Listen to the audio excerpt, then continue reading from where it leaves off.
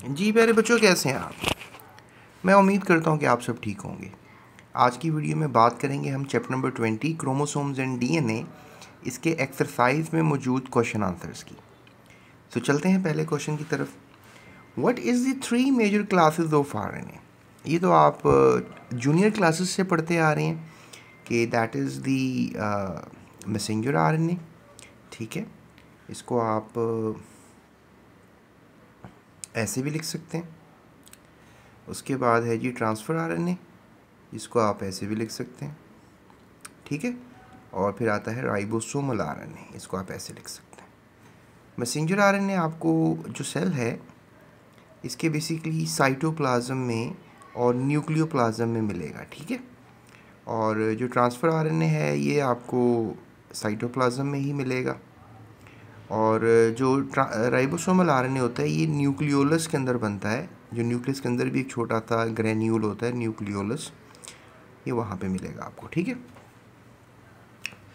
उसके बाद सवाल कर रहे हैं what is the function of RNA polymerase in transcription, कि जो आरएनए पॉलीमरेज है इसका ट्रांसक्रिप्शन में क्या फंक्शन है। ये एक एंजाइम है बेसिकली जो ट्रांसक्रिप्शन में बड़ा ज़बरदस्त किरदार अदा करता है। तो बेसिकली आप कह लो कि क्या किरदार अदा करता है, इट स्टार्ट्स ट्रांसक्रिप्शन। तो अभी आप मुझे कमेंट में बताओ कि ट्रांसक्रिप्शन का जो स्टार्ट है ये कौन सी जगह पे होता है सेल में। और दूसरी बात ये बताओ कि अगर पॉलीमरेज करता है आरएनए पॉलीमरेज, तो फिर ट्रांसक्रिप्शन का एंड कौन सा एंजाइम करता है। ठीक है, याद रखो आरएनए पॉलीमरेज एक एंजाइम है। उसके बाद सवाल है जी जो क्रिक एंड हिज कोलीग जो था, यानी Watson and Crick, determine how the nucleotides are used to specify each amino acid. तो अमाइनो एसिड को कैसे पहचाना जाता था।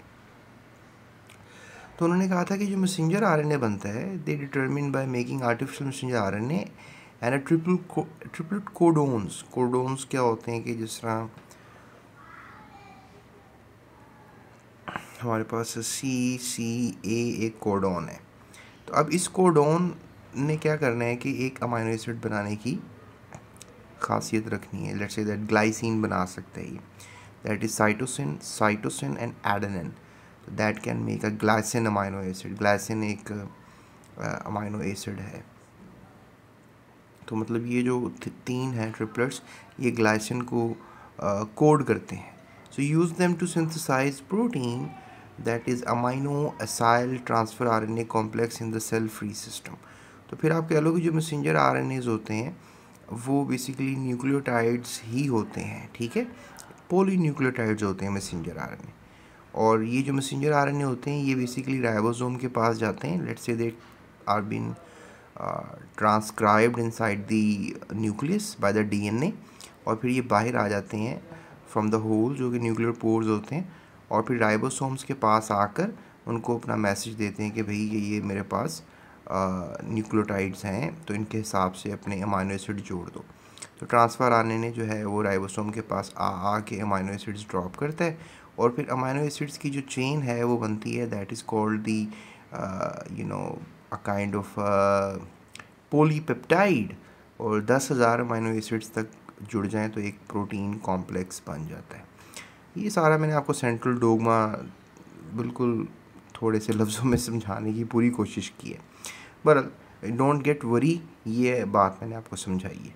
फिर ये what is anti codon. Anti codon जो हैं वो क्या होते हैं।